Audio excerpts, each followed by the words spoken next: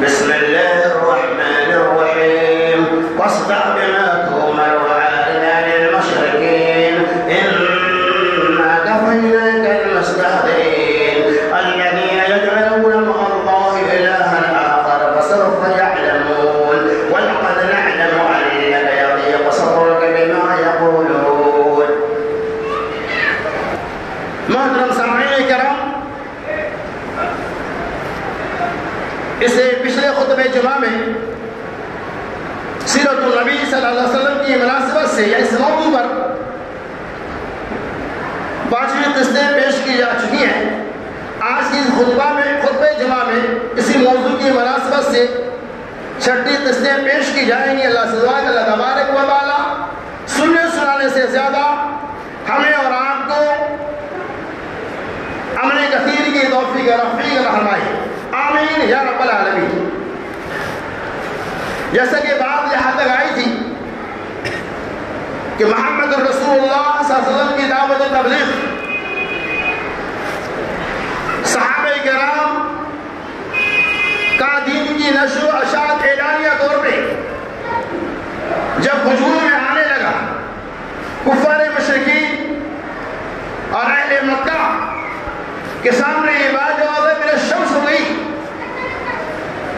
کہ آپ صلی اللہ علیہ وسلم کی دعوت نبوت سے لوگ متاثر ہو رہے ہیں، آپ کی دعوت مکہ کے اندر رہی، اسی اطراف میں نہیں بلکہ مکہ کے باہر بھی آپ کی دعوت پہنچ رہی ہے۔ آخر اس کے ذریعہ ان کے عقیدے کے مطابق جو بدگیریت پھیلائی جا رہی ہے، اس کے ذریعہ سماج اور معاشرے کی کیا حالت ہوگی؟ ہم ان کی دعوت پھر بینڈ کس انداز میں لگا سکتے ہیں؟ اور پھر انہوں نے یہ بھی کہا کہ آگے چل دنوں کے بعد حج کا مہینہ آنے والا ہے اور اس حج کے موقع سے پوری دنیا کے لوگ خانہ کعبہ کی زیارت کرنے کے لیے آتے ہیں، اور اسی بیچ یہ محمد اپنی دعوت کو پیش کرے گا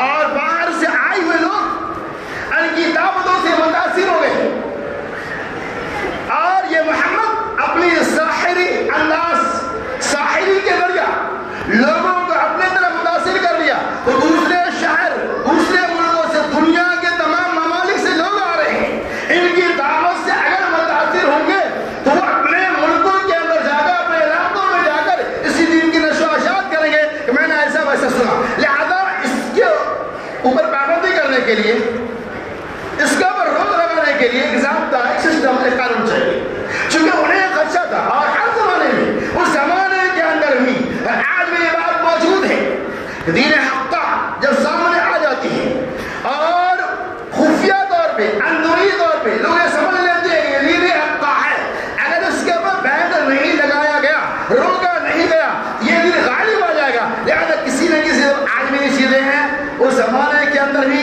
ان لوگوں کو اس بات کا احساس ہو گیا۔ تو وہ جانتے ہیں، میں بتایا تھا کلمہ کے معنی مفہوم کو اہل عرب اور مشرکین مکہ اچھی طرح جان رہے تھے، اور یہ بھی جان رہے تھے کہ جو حج کرنے کے لیے آئیں گے ان کی باتوں سے متاثر ہو جائیں گے، انہیں روکا کیسے جائے؟ آنے والے لوگوں کو کس طرح سے سمجھا جائے کہ ان کی بات میں نہ آئے؟ اب کیا کیے؟ اب دیکھیے آگے کی باتیں آپ کے پیچھے آئیں گی جو ہمارے لیے صبر و استقامت کا بہترین ذریعہ ہے، اور دعوت و تبلیغ کے میدان میں یہ بات ثابت ہو جاتی ہے کہ حق ہے، وہ کسی نہ کسی اعتبار سے اپنی حقانیت کو نبھا ہی لے گا۔ ان لوگوں نے بہت بڑی میٹنگیں رکھی، بنانے کے بعد اور اہل عرب روسا عرب کے دانشوران تھے، ان کو بلایا گیا کس چیز کے لیے؟ منصوبہ بندی ہو رہی ہے، دین کی دعوت کو روکنے کے لیے منصوبہ بندی ہو رہی ہے، پلاننگ ہو رہا ہے۔ پلاننگ چاہے کام اچھا کرنا ہو چاہے برا، پلاننگ پہلے ہوتی ہے۔ چاہے آپ کو برا کام کرنا ہو چاہے آپ کو اچھا کام کرنا ہو، اس کے لیے منصوبہ بندی کا وجود پہلے ہونا چاہیے۔ ان لوگوں نے کیا کیا؟ پلاننگ بنائی۔ اہل عرب کے جو دانشوران تھے، ابو جہل، ابو لہب، عقبہ، معیط، شیبہ وغیرہ وغیرہ، سارے لوگوں کا ایک مجمع اکٹھا کیا گیا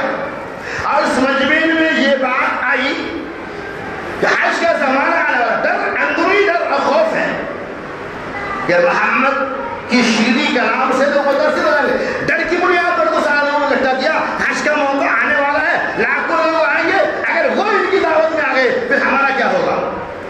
بیٹھے ہوئی اور اس وقت کے عقیدے کے مطابق ولید بن مغیرہ جو ان کے خاص بزرگ تھا, جن کی باتوں کو تسلیم کر سکتے تھے, انہیں بھی خاص طور سے اسی کام کے لیے مدعو کیا گیا کہ آپ سے وہ مشورہ چاہتے ہیں کہ حج کا موسم آنے والا ہے اور محمد جو بددین ہو گیا ہے, بددینیت جو پھیلا رہا ہے, اس کو اوپر پابندی کیسے لگائی جائے.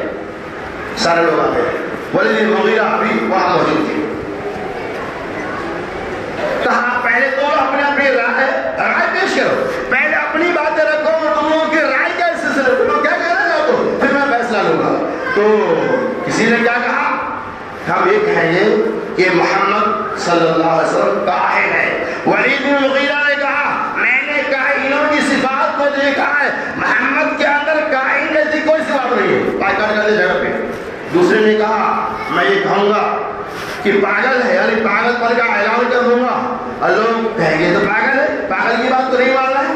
ولید بن مغیرہ نے کہا یہ بھی بات ہے, اس کے اندر پاگل پن کی کوئی صفات موجود نہیں ہے, لوگ کیسے مان لیں گے پاگل ہے. تیسرے نے کہا ہم یہ کہیں وہ شاعر ہے. ولید بن مغیرہ نے بھی یہ کہا کہ ان کے اندر شاعری کی کوئی صفات نہیں ہے, کیسے کہو گے شاعر ہے. یہ بھی وہ کہا. کسی نے یہ کہا کہ ہم یہ کہتے ہیں ساحر ہے, یعنی جادوگر ہے. ولید بن مغیرہ نے سنا, کہا یہ بھی بات صحیح ہے, وہ جادوگر کی صفات کے اندر نہیں. پہلے سارے لوگوں کی بائیکاٹ کو انہوں نے رد کر دیا. دیکھیے دعوت اسلام کو روکنے کے لیے کس طرح کی منصوبہ بندیاں ہو رہی ہیں. انہوں نے کہا سارے چیز بائیکاٹ. لوگوں نے کہا ارے سارے جب ہم لوگوں نے میری بائیکاٹ ہے, کوئی آپ اپنی رائے کا انتخاب کیجیے, کوئی آپ اپنی رائے دیجیے. جب ساری رائے غلط ہے تو اپنی رائے پیش کیجیے.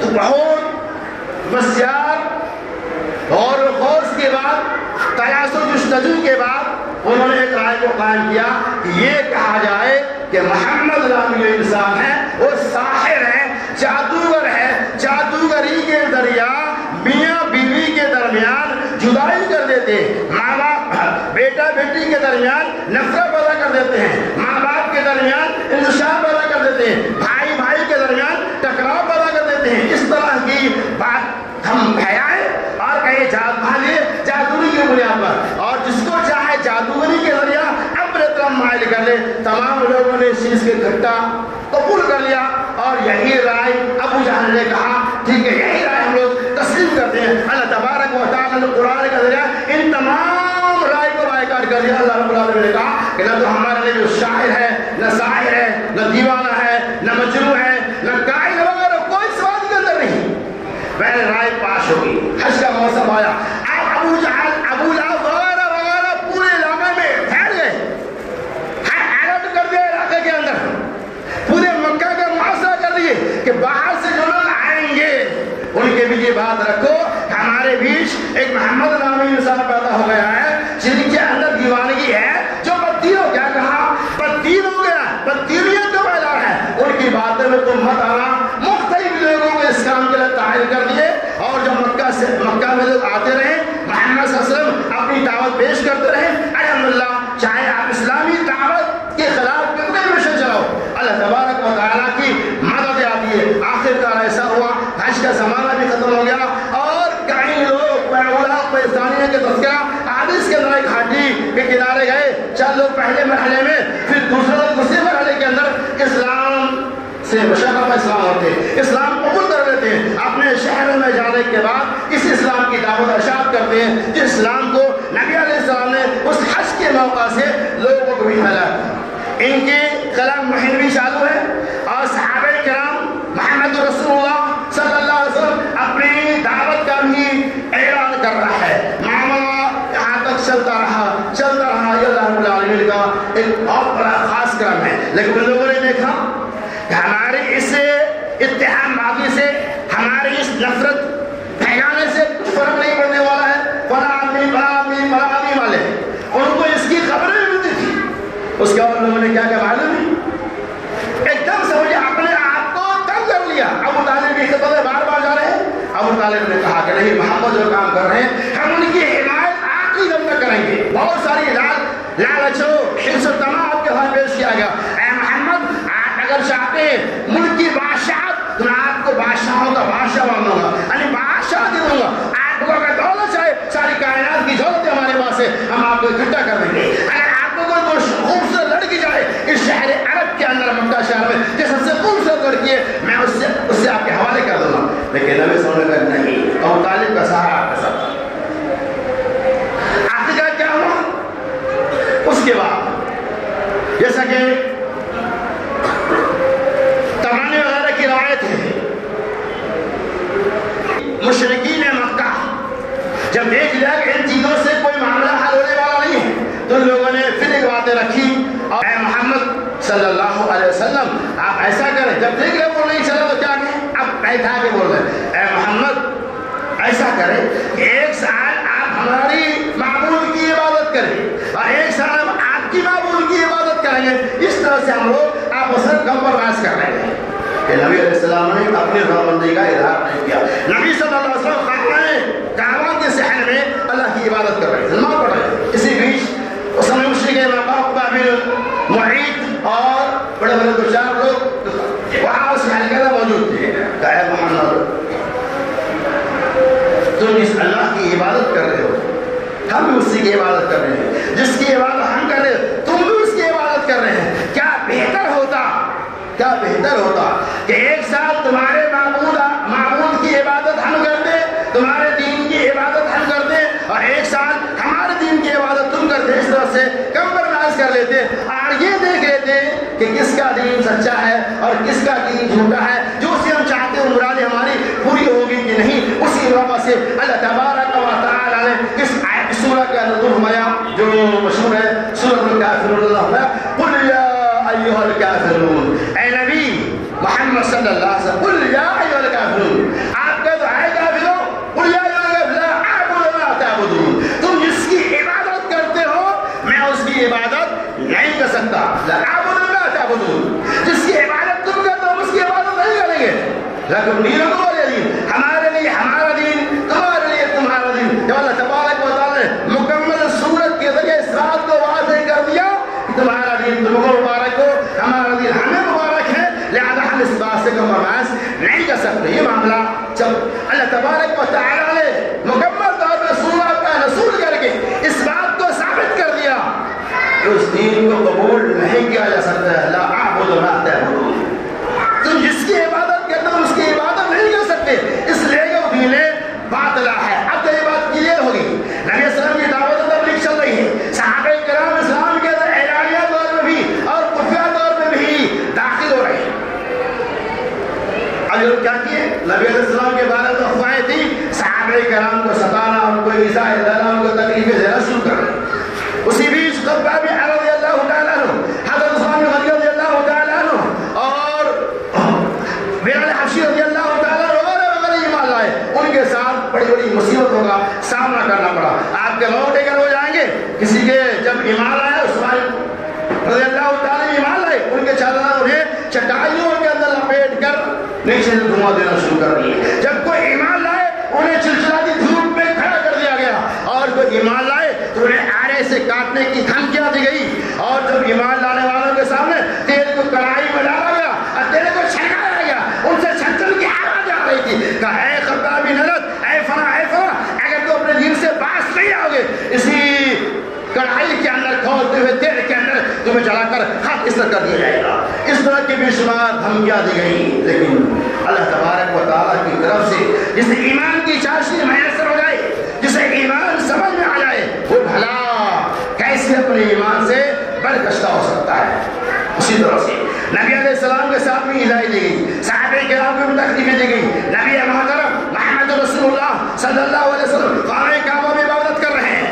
उक़बा बिन मुईद ने प्लानिंग बनाया कि मोहम्मद है, हाँ, कहा महल्ले में सड़ी गड़ी ओझड़ी लाओ, उसे लाया गया। अबू जाहिल मौजूद था, अबू लहब भी मौजूद था।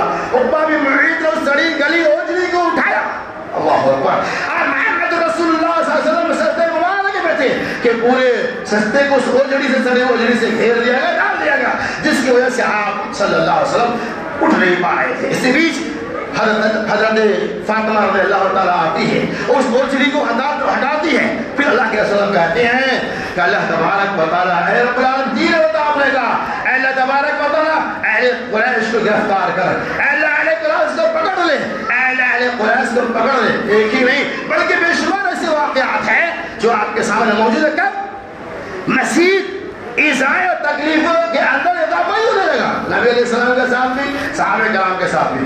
آپ سے نماز پڑھ رہے تھے، نماز میں گئی، ابو جہل اللہ ان کو غارت کرے، ایک بھاری بھرکم پتھر لایا اور اعظم سجدے کے اندر داخل ہے، سجدے میں داخل، اس کو بھاری بھرکم پتھر ڈال دیا گیا، جس کی وجہ سے آپ صلی اللہ علیہ وسلم کافی دیر تک سجدے میں رہے، آپ کھڑے نہیں ہو سکے۔ اسی موقع سے حضرت ابوبکر رضی اللہ تعالیٰ عنہ آتے ہیں، آپ رضی اللہ تعالیٰ عنہ اپنے دونوں ہاتھ سے پتھر کو اڑا کر پھینکتے ہیں، اور آپ نے پھر یہ کہا اتقتلون رجلا ان یقول ربی اللہ، کیا ایک آدمی کو اس لیے قتل کرتے ہو کہ وہ یہ کہتا کہ میرا رب اللہ تبارک و تعالی ہے۔ اس طرح سے بے شا حرکات اور سکرات آپ صلی اللہ علیہ وسلم کے ساتھ، آپ کے صحابہ کے ساتھ کیا گیا۔ آپ صلی اللہ علیہ وسلم کا جب گزر مسجد کے پاس سے ہوتا، مسجدوں کے اندر ہوتا، اپنے گھر کے پاس آتے تو آپ کا استہزاء اڑاتا، آپ کا مذاق اڑاتا، آپ کے خلاف آوازیں کرتے، آپ کے خلاف ہنسی اور مذاق کرنا شروع کر دیتے۔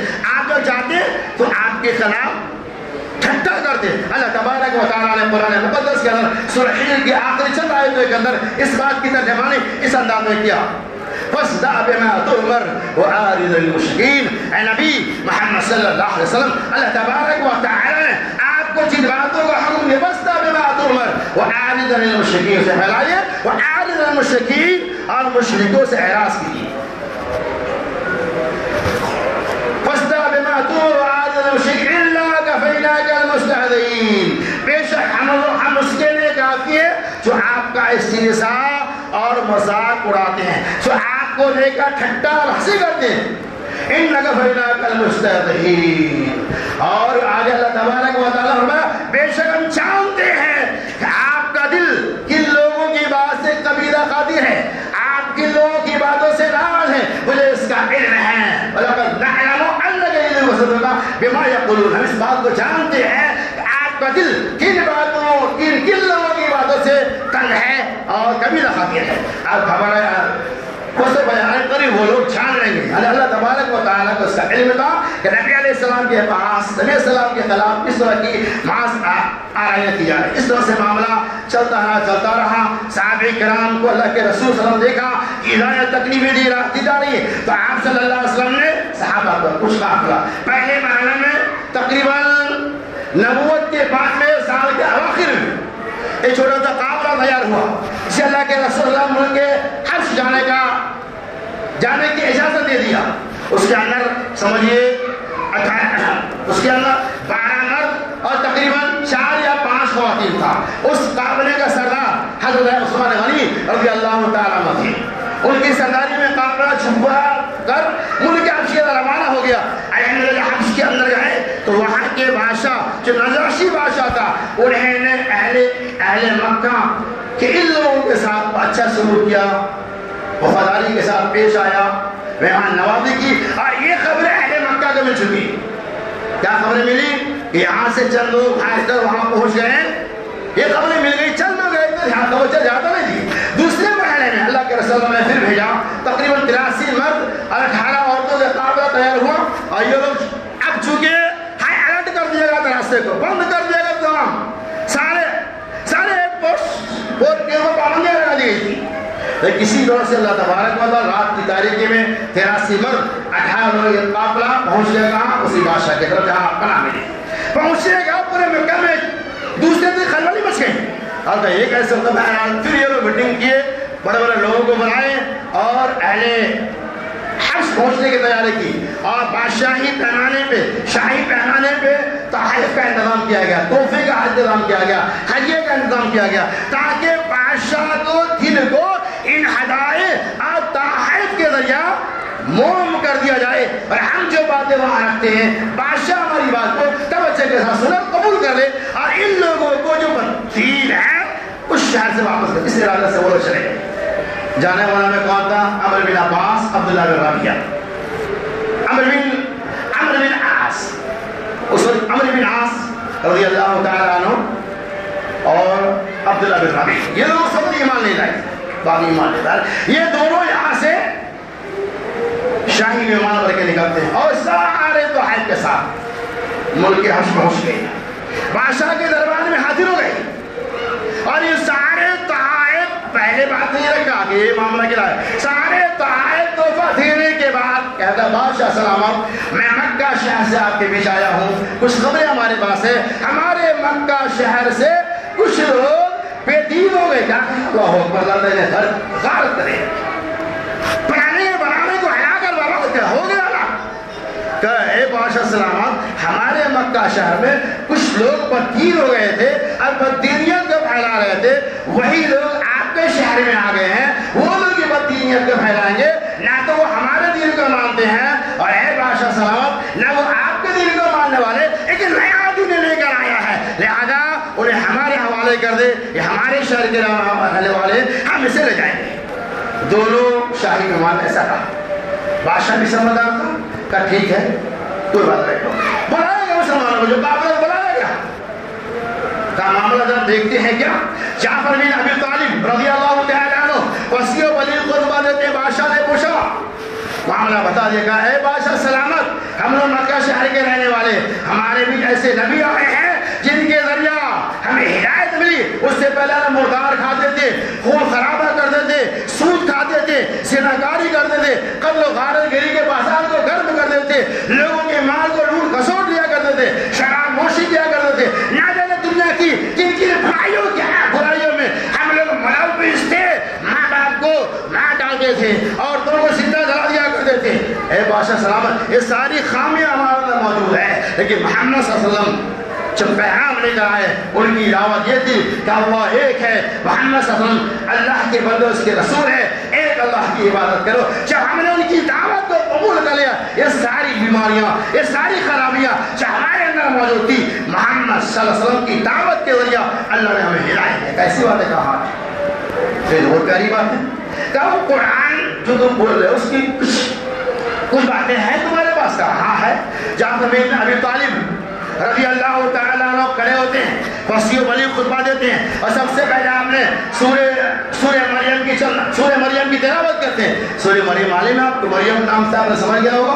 اس سورہ مریم کے اندر اللہ تبارک و تعالیٰ نے حضرت عیسیٰ علیہ السلام کی ولادت کا، شروع سے ولادت النبوت کا اور ماں کے الحم یعنی مریم کے پیٹ کے اندر تھے تب تک کے سارے مراحل کا، حمل کی حالت میں تھی، حمل کے ذریعہ جب وجود میں آیا، کہاں ٹھہرے ہوئے تھے، پوری تفصیلی تذکرہ اللہ تبارک و تعالی نے اس سورہ مریم کے اندر بیان کیا ہے۔ اور اسی سورہ مریم کی تلاوت جب بادشاہ کے سامنے پیش کیا گیا، بادشاہ کے آنکھوں سے آنسو کے قطرات بہنے لگے، آپ کے پاس جو صاحب رکھا ہوا تھا وہ بھی بھیگ گیا۔ بادشاہ کی اتنی پیاری بات، یہ تو ہماری بات سے ملتی جلتی باتیں ہیں۔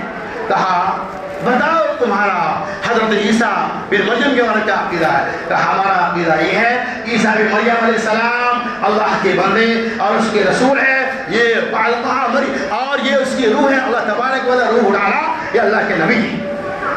کہ یہ عقیدہ ہمارا بھی ہے۔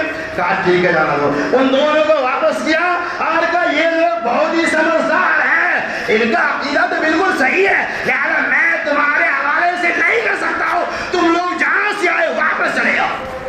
یہ اللہ تبارک و تعالی اس انداز میں اپنے ماننے والوں کی حفاظت کرتا ہے، اپنے دین کی اشاعت کرتا ہے۔ اس طرح سے دعوت تبلیغ کا میدان وہاں بھی چلتا رہا، اور اس کے بعد ایک معاملہ اور سنگین ہوتا گیا۔